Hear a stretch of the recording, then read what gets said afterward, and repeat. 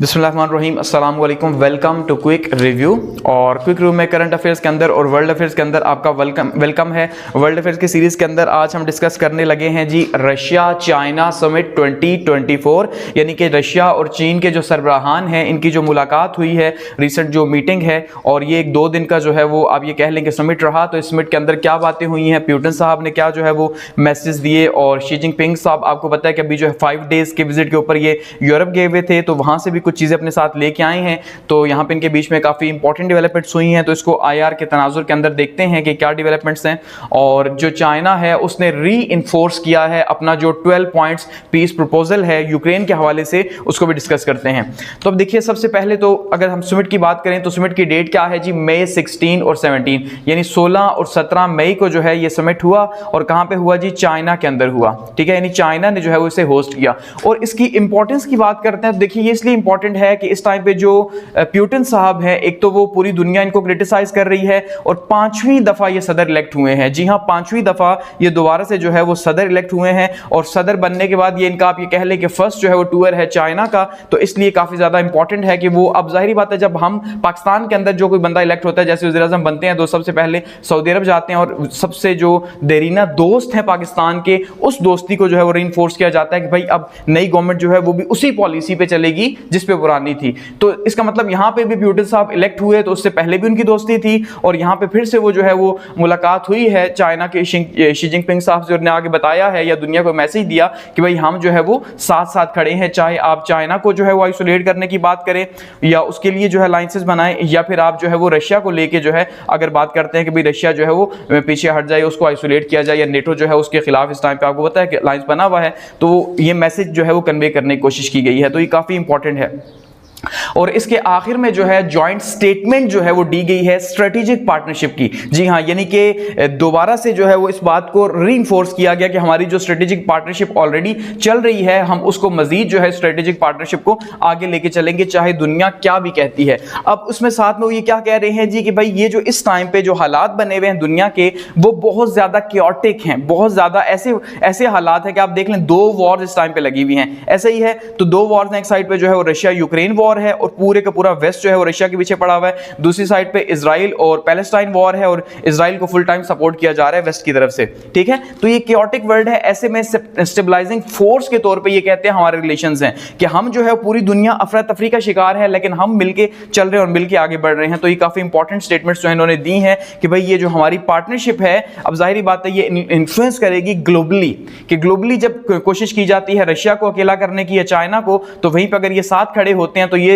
एक थ्रेट के तौर पे देखा जा रहा है वेस्ट के अंदर, यह हमेशा से ही देखा जाता है। अब चाइना की पोजीशन की अगर हम बात करते हैं ग्लोबल इश्यूज के ऊपर, देखिए ग्लोबल इश्यूज में इस टाइम पे हमें सबसे जो मेजर इश्यूज नजर आते हैं वो 2 इश्यूज हैं। ठीक है, जो 2 मेजर वॉर्स हैं, अगर आप वो देखते हैं तो इस टाइम पे हमें वही देखने को मिलती है। इसके अलावा अगर हम देखते हैं ग्लोबल इश्यूज में, तो ग्लोबल ट्रेड जो है हमें देखने को मिलती है। ग्लोबल इश्यूज में देखते हैं तो क्लाइमेट चेंज हमें जो है वो देखने को मिलता है। तो ये इस तरह के जो है ग्लोबल इश्यूज हैं, या टेररिज्म को लेकर हम देख रहे हैं ग्लोबल इश्यूज हैं। तो जो शी जिनपिंग साहब हैं, उन्होंने अपनी विलिंगनेस शो की है कि भाई वो डेवलपमेंट चाहते हैं, रिजुविनेशन चाहते हैं, और अपहोल्ड चाहते हैं फेयरनेस का और जस्टिस का। यानी वो ये कह रहे हैं कि हम चाहते हैं कि दुनिया के अंदर जो है वो इंसाफ का निजाम हो, न कि, इसका मतलब क्या है, ये एक मैसेज के तौर पे बात की गई है कि भाई जो इस टाइम पे यूएस समझता है कि उसके साथ जो खड़ा है वही हक पे खड़ा है, तो ऐसा नहीं है। ठीक है, यानी यूएस या नेटो ये समझता है कि अगर उनके साथ कोई खड़ा है तो वही हक पे है, वही इंसाफ पे है, ऐसा हरगिज नहीं है। ये कहते हैं कि हम जो है वो जो इंसाफ के स्टैंडर्ड्स हैं एक्चुअल उन्हीं के साथ खड़े हैं, और कोशिश करेंगे उन्हीं को आगे लेके जाएंगे, ये शी जिनपिंग साहब ने कहा। और साथ में इन दोनों ने ये बात भी कही है, चाइना और रशिया ने, कि भाई हमारा जो अलायंस है किसी थर्ड पार्टी के खिलाफ नहीं है, ना ये नेटो के खिलाफ है, ना ये यूएस के खिलाफ है, ना ये वेस्ट के ब्लॉक के खिलाफ है। ठीक है, बल्कि हमारा ये जो अलायंस है ये बायलेटरल है, ये बायलेटरल है। तो बायलेटरल के अंदर हम जो है अपनी स्ट्रेटेजिक पार्टनरशिप को जो है वो आगे लेके जाएंगे जहां पे हमें फायदा होगा, तो इससे किसी को भी फायदा या नुकसान नहीं है। तो चाइना ये कहता है कि भाई चाइना जो है वो पीसफुल सॉल्यूशंस के ऊपर कोशिश कर रहा है, कि वो चाहे यूक्रेन की वॉर हो या इजराइल की हो, वो चाह रहा है कि भाई अमन आए। इसलिए चाइना ने खुद को इस टाइम तक न्यूट्रल जो है वो रखा हुआ है, कि भाई चाइना जो है वो न्यूट्रल है, और एक न्यूट्रल वे के अंदर जो है वो चीजों को लेके जा रहा है आगे। तो अब देखते हैं कि कितनी न्यूट्रलिटी जो है वो रहती है। अब यहाँ पे देखिए जो शी जिनपिंग साहब है, अगर हम उनकी बात करते हैं तो, और खास करके जो पुतिन साहब हैं, आपको पता है कि ये इस टाइम पे हम ये देख रहे हैं जब पुतिन साहब हो गए या नॉर्थ कोरिया के जो हो गए, इनको डिक्टेटर माना जाता है। शी जिनपिंग को भी डिक्टेटर माना जाता है, लेकिन वो थोड़े से डिफरेंट है, ठीक है, क्योंकि चाइना का थोड़ा सा कल्चर डिफरेंट है। और यहाँ पे अगर हम कम्युनिज्म देखते हैं तो वो हमें ज्यादा जो देखने को मिलती है वो रशिया के अंदर देखने को मिलती है, और उसके बाद हम देखते हैं तो नॉर्थ कोरिया के अंदर देखने को मिल रही है। तो आपने देखा नॉर्थ कोरिया के साथ भी इस टाइम पे बहुत अच्छे ताल्लुकात हैं इनके, इसी तरह से अब जो है वो चाइना के साथ भी हैं। तो पहले भी मैंने आपको बताया था कि ये अलायंस जो है वो एक सेट हो रहा है कि भाई रशिया, चाइना, नॉर्थ कोरिया इस रीजन के अंदर, और उनके मुकाबले में हम देखते हैं तो बीच में हमें यूएस और उसका जो एलाई है इंडिया हमें देखने को यहां पे मिल रहा है। क्योंकि आपको पता है कि इंडिया की जो है वो चाइना के साथ नहीं लगती, तो इसका मतलब ये है कि इंडिया चाइना के अगेंस्ट में अलायंस में खड़ा है इस टाइम पे यूएस के साथ, और वहीं पे जो है वो इस टाइम पे जो है वो चाइना जो है वो सपोर्ट कर रहा है पुतिन साहब को, क्योंकि वो अमेरिका के अगेंस्ट में है और इंडिया के सपोर्टर हैं, समझना। तो इस तरह से ये अलायंसेस हमें बने हुए नजर आ रहे हैं, और ये बैलेंस ऑफ पावर जो है वो कोशिश की जा रही है किसी तरह से जो पावर है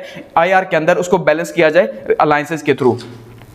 अब पुतिन साहब जो है उन्होंने क्रिटिसाइज किया इस मीटिंग के अंदर, ये जो समिट था इसके अंदर यूनाइटेड नेशंस को और G20 को। अब आपको पता है ग्रुप ऑफ 20 जो है वो मोस्ट पावरफुल कंट्रीज हैं, अगर आप देखें तो ये जो मोस्ट पावरफुल कंट्रीज हैं इनको क्रिटिसाइज किया कि भाई ये क्या कर रहे हैं, ये डीपोलिटिसाइजेशन कर रहे हैं। यानी बजाय इसके कि होना ये चाहिए था कि ये जो है यूएन जो एक बॉडी है इतनी बड़ी, जाहिर बात है पूरी दुनिया को होल्ड कर रही है, वो फेयरनेस के ऊपर चलती, इंसाफ के ऊपर चलती, लेकिन वो किसके ऊपर चल रही है, ये G20 ममालिक जो है ये इनको डिक्टेट किया जा रहा है यूएन की तरफ से, ठीक है, ये यूएन को डिक्टेट कर रहे हैं और ये कोशिश कर रहे हैं कि भाई ये रशिया के खिलाफ या चाइना के खिलाफ जो है वो चीजों को पॉलिटिकली आगे लेके आ रहे हैं, हालांकि इनका काम ये नहीं था। इसलिए उन्होंने क्या किया जी, इसको जो है वो क्रिटिसाइज किया, और साथ में ये बताया कि अगर एशियन पैसिफिक के अंदर जो है, ठीक है जी, एशियन पैसिफिक के अंदर जहां पे इंडिया का सबसे ज्यादा इन्फ्लुएंस है, ठीक है, और साथ में जो है वो ऑस्ट्रेलिया है,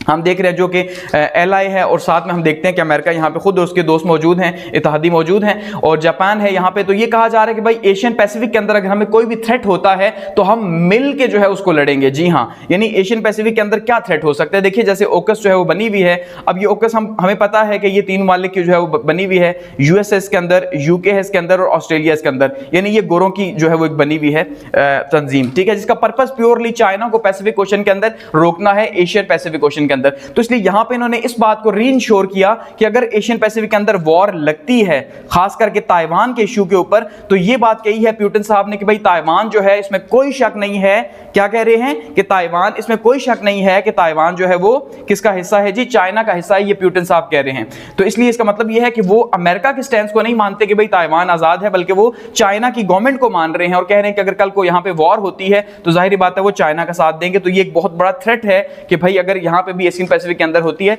तो फिर उन्हें साथ देना पड़ेगा।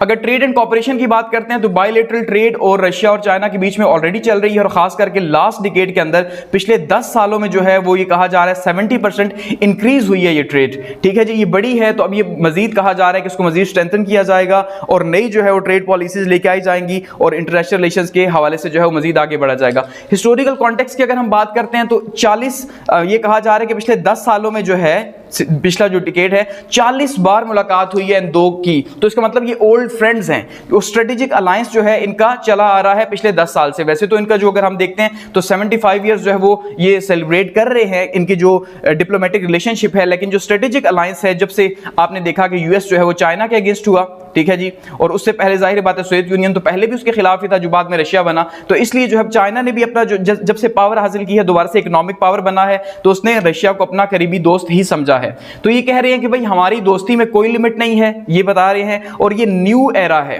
ठीक है, कि ये नए जो एरा है उसका आगाज है। आप ये कह सकते हैं कि न्यू वर्ल्ड ऑर्डर में अगर हम देखते हैं चाइना टॉप पे है, तो जाहिर बात है चाइना का एलाई जो है वो रशिया होगा। अब चाइना ने दोबारा से अपने 12 पॉइंट्स यूक्रेन के पीस को जो है वो दोबारा से यहां पे बताया है। अब देखिए 12 पॉइंट्स इन्होंने 2023 के अंदर दिए थे, जिसमें उन्होंने कहा था कि भाई अगर हम तो चाहते हैं कि पीस हो, और अमेरिका को उन्होंने कहा था कि अगर आप पीस चाहते हैं, नेटो को ये कहा था, तो आप फिर ये 12 पॉइंट्स माने तो यहां पे पीस हो सकता है। तो इनको दोबारा से री इन्फोर्स किया है कि जिसके अंदर ये कह रहे हैं कि भाई जो है आप जो है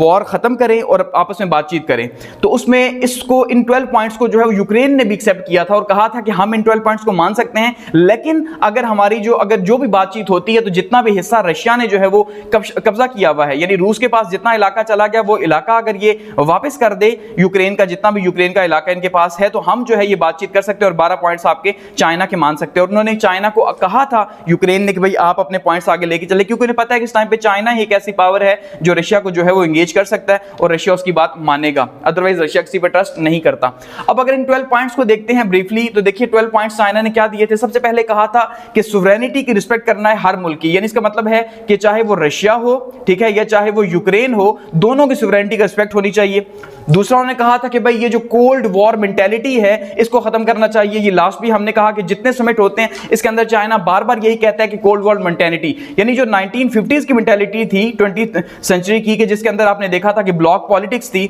एक साइड पे हम देख रहे थे कि यूएस का ब्लॉक था और दूसरी साइड पे हमने देखा था सोवियत यूनियन का ब्लॉक था। तो इसमें क्या है कि इसमें एक दूसरे को नुकसान पहुंचाना, खींचातानी, और एक की कोशिश ये थी कि वो ऊपर जाए, दूसरे की कोशिश ये थी ऊपर जाए, यानी ऊपर किस कंडीशन पे या किस कीमत पे जाए, दूसरे को नुकसान पहुंचा के, ठीक है, यानी कि यहां पे विन लूज कंडीशन बन रही थी। लेकिन अब चाइना हमेशा से कोशिश कर रहा है कि भाई विन विन कंडीशन बने। विन विन कंडीशन का मतलब यह है कि दोनों का फायदा हो। चाइना तो खुद ट्रेड करता है, जाहिर बात है, उसे पता है कि भाई अगर जितनी ज्यादा ट्रेड होगी उतनी ज्यादा मार्केट से मिलेंगी, उतना ही फायदा होगा, तो इसलिए वो चाहता है दूसरे भी ग्रो करें और हम भी ग्रो करेंगे। अलग बात है कि उसकी प्रोडक्ट्स चीप हैं और वो फिर मार्केट की मोनोपोली यहां पे पैदा हो जाती है। तो एक तो ये कहा कि कोल्ड वॉर मेंटालिटी को खत्म करें। थर्ड कहा कि भाई हॉस्टिलिटीज जो है ये सीजिंग हॉस्टिलिटीज की जाए और ये जो वॉर की तरफ आप आगे बढ़ रहे हैं इसको स्टॉप किया जाए, ये जो आपका एटीट्यूड रवैया है इसको खत्म किया जाए। अच्छा जी, पीस टॉक्स को जो है वो बढ़ाया जाए आगे, और ह्यूमैनिटेरियन क्राइसिस खत्म किए जाएं कि देखें दोनों साइडों पे आबादियां, जो सिविल आबादियां जो है उनको टारगेट किया जा रहा है, उनको देखा जाए, सिविलियंस को प्रोटेक्ट किया जाए, उनके प्रिजनर्स जो हैं खास करके उनको जो है प्रोटेक्ट किया जाए।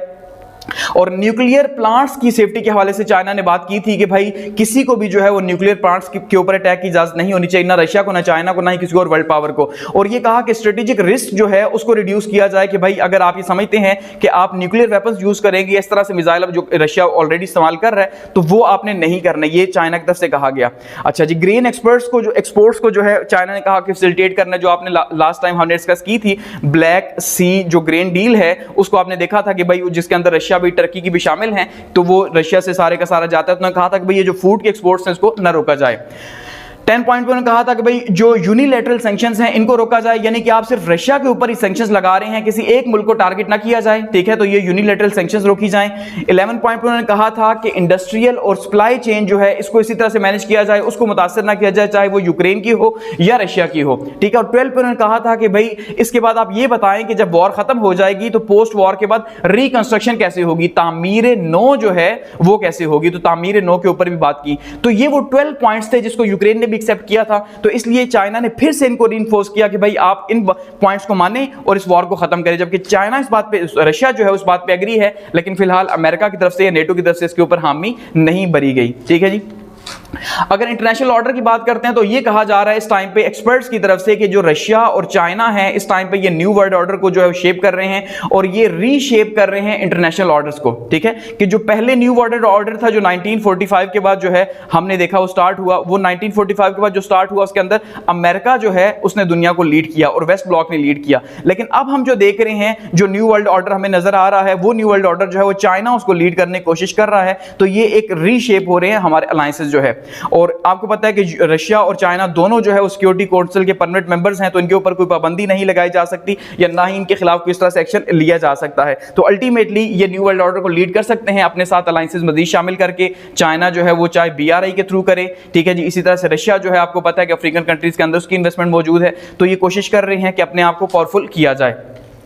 मिलिट्री टाइज और रीजनल सिक्योरिटी की यहां पे बातचीत की गई है और जॉइंट एक्सरसाइजेस के हवाले से बातचीत की गई है। जैसे कहा था कि एशिया पैसिफिक के अंदर अगर कोई भी ने खतरा होगा तो ये मिलके वहां पे उसका दिफा करेंगे, ठीक है। और साथ में उन्होंने ये भी कहा कि भाई आप जो क्लोज अलायंसेस हैं उनके खिलाफ भी इन्होंने बात की कि जैसे ओकस का बना हुआ है, जैसे मैंने कहा कि ये किसका है जी, ये यूएस का है, ये यूके का है और ये ऑस्ट्रेलिया का है, जिसकी सिर्फ कोशिश यही है कि चाइना को पैसिफिक ओशन के अंदर काउंटर किया जाए। तो इस तरह के अलायंसेस को जो है वो चाइना ने और रशिया ने क्रिटिसाइज किया कि इस तरह के अलायंसेस जो है वो रीजन की सिक्योरिटी के लिए खतरा है। तो एट द एंड अगर हम ये देखते हैं तो हम ये कह सकते हैं कि भाई जो फ्यूचर है आईआर के अंदर वो बदलने जा रहा है, और हम ये देख रहे हैं कि न्यू फ्यूचर जो है चेंज हो रहा है, जिसको हम न्यू वर्ल्ड ऑर्डर जो है वो दोबारा से एक नाम दे रहे हैं कि भाई न्यू वर्ल्ड ऑर्डर जो है इसको इस टाइम पे ईस्ट जो है वो लीड करेगा। जो पहले का वर्ल्ड ऑर्डर था 1945 के बाद का, उसको आपने देखा वेस्ट ब्लॉक ने लीड किया, जिसमें यूएस था और यूके जो है वो शामिल था और बाकी ममालिक शामिल थे। इस टाइम पे जो है हम ये देख रहे हैं चाइना है और साथ में रशिया है और दूसरे ममालिक जो है वो ईस्ट की साइड से इसको लीड करने की कोशिश कर रहे हैं।